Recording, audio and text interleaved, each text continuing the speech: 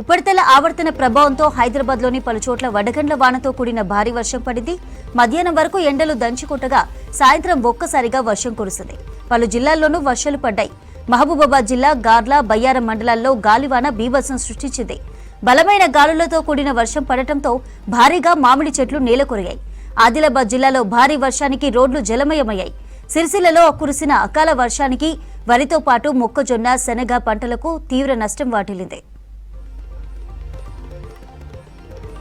Assembly సమావేశాలు hot గా జరిగాయి. బడ్జెట్పై చర్చ సందర్భంగా అధికార, విపక్ష సభ్యుల మధ్య మాటల యుద్ధం నడిచింది. ఉదయం క్వశ్చన్ అవర్లో ప్రతిపక్షాలు పలు సమస్యలను సంధించాయి. హైదరాబాద్ అభివృద్ధి విషయంలో గత ప్రభుత్వం మొదలుపెట్టిన ఏ పనులను తాము ఆపబోమన్నారు శ్రీధర్ బాబు. సిటీలో ఫ్లైఓవర్ల నిర్మాణం కొనసాగిస్తున్నామన్నారు. హమ్ ప్రాజెక్టుతో రాష్ట్రంలో రోడ్లకు మహర్దశ పట్టనుందన్నారు రోడ్లు, భవనాల శాఖ మంత్రి కోమటిరెడ్డి వెంకటరెడ్డి. ఎల్బీనగర్ నుంచి హయత్ నగర్ వరకు డబుల్ డెక్కర్ ఎలివేటెడ్ కారిడార్లు నిర్మిస్తామన్నారు. 941 కోట్లతో నిర్మాణం చేపట్టబోతున్నామని చెప్పారు. హైదరాబాద్ నుంచి 3 గంటల్లోనే విజయవాడకు చేరుకునేలా రహదారి నిర్మిస్తున్నామని తెలిపారు మంత్రి. సాదా బైనామా సమస్యను త్వరలోనే పరిష్కరిస్తామన్నారు మంత్రి పొంగులేటి శ్రీనివాసరెడ్డి.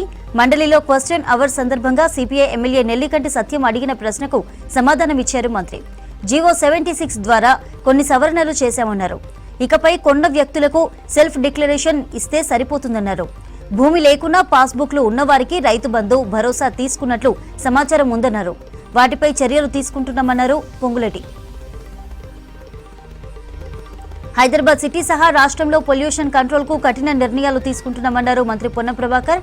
ఢిల్లీ తరహాలో హైదరాబాద్ లో కాలుష్యం పెరగకుండా ఈవీ పాలసీ తీసుకువచ్చామన్నారు.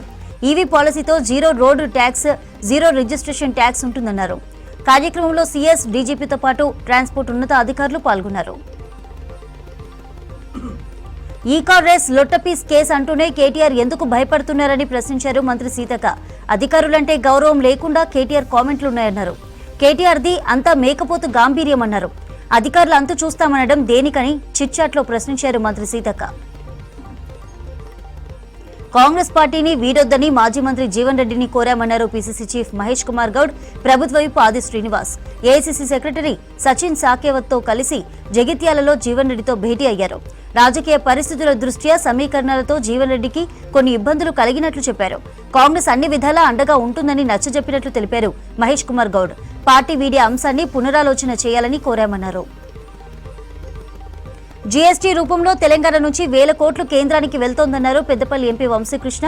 రాష్ట్రానికి మాత్రం కేంద్రం తక్కువ నిధులు కేటాయిస్తోందని లోక్సభలో ఆరోపించారు. రామగుండం ఫర్టిలైజర్ కంపెనీలో మిస్ మేనేజ్మెంట్ జరుగుతోందన్నారు వంశీకృష్ణ. డీలిమిటేషన్ లో 33% మహిళా రిజర్వేషన్ ఉండాలన్నారు బీజేపీ స్టేట్ చీఫ్ రామచంద్రరావు. జనగణన తర్వాత డీలిమిటేషన్ జరుగుతుందన్నారు. జనాభా, ప్రాంతాల ఆధారంగా పునర్విభజన జరగదని స్పష్టం చేశారు. జనాభా ఆధారంగా సీట్ల పెంపుదల ఉంటుందన్న కాంగ్రెస్ ఆరోపణలో నిజం లేదన్నారు.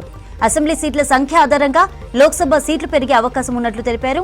దక్షిణాదికి ఎక్కడా అన్యాయం జరగదన్నారు రామచంద్రరావు. దేశంలో ఎల్పీజీ కొరత లేదని కేంద్రం చెబుతున్నా క్షేత్రస్థాయిలో పరిస్థితులు వేరేగా ఉన్నాయన్నారు బీఆర్ఎస్ వర్కింగ్ ప్రెసిడెంట్ కేటీఆర్. యుద్ధం ప్రారంభమయ్యాక ఎల్పీజీ సిలిండర్లు దొరక్క ప్రజలు ఇబ్బందులు ఎదుర్కొంటున్నారని చెప్పారు. రాష్ట్ర ప్రభుత్వం ఎల్పీజీ కేంద్రం ఆధీనంలో ఉంటుందని చెప్పి తప్పించుకుంటుందన్నారు. ఎల్పీజీ కొరతపై హైదరాబాద్ గన్ పార్క్ దగ్గర పార్టీ ఎమ్మెల్యేలు, ఎమ్మెల్సీలతో కలిసి ప్లకార్డులతో నిరసన తెలిపారు కేటీఆర్. వెంటనే సిలిండర్ల కొరత తీర్చాలని డిమాండ్ చేశారు. ఫార్ములా ఈ కార్ రేస్ కేసు లొట్టపీస్ కేసు అన్నారు కేటీఆర్. కేంద్రం నుంచి రాష్ట్రానికి సరైన సహకారం అందటం లేదన్నారు సిపిఐ ఎమ్మెల్యే కూనంనేని సాంబశివరావు. కేంద్రం ప్రాజెక్టుల అంశంలో రాష్ట్రానికి తీరని అన్యాయం చేస్తోందన్నారు. జీఎస్టీ రూపంలో రాష్ట్రం నుంచి పెద్ద ఎత్తున నిధులు కేంద్రానికి వెళ్తున్నా ఫండ్స్ కేటాయింపుల్లో న్యాయం జరగటం లేదన్నారు కూనంనేని. ఇక పార్లమెంటు బడ్జెట్ సమావేశాలు వాడివేడిగా జరిగాయి. పశ్చిమాసియా యుద్ధంపై రాజ్యసభలో ప్రసంగించారు ప్రధాని మోదీ.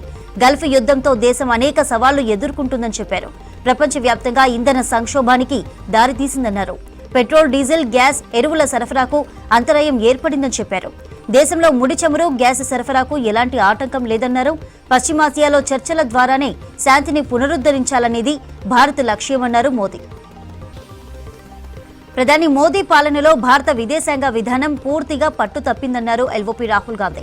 మన విదేశాంగ విధానం మోదీ వ్యక్తిగత విధానంగా మారిందని విమర్శించారు. మోదీ ఏం చేయగలరో ఏం చేయలేరో యుఎస్ ప్రెసిడెంట్ ట్రంప్కు తెలుసన్నారు. అందుకే ట్రంప్తో మోదీ రాజీ పడి దేశాన్ని తాకట్టు పెట్టారని ఆరోపించారు. మోదీ రాజీ పడితే మన విదేశాంగ విధానం కూడా రాజీ పడినట్లేనన్నారు రాహుల్ గాంధీ.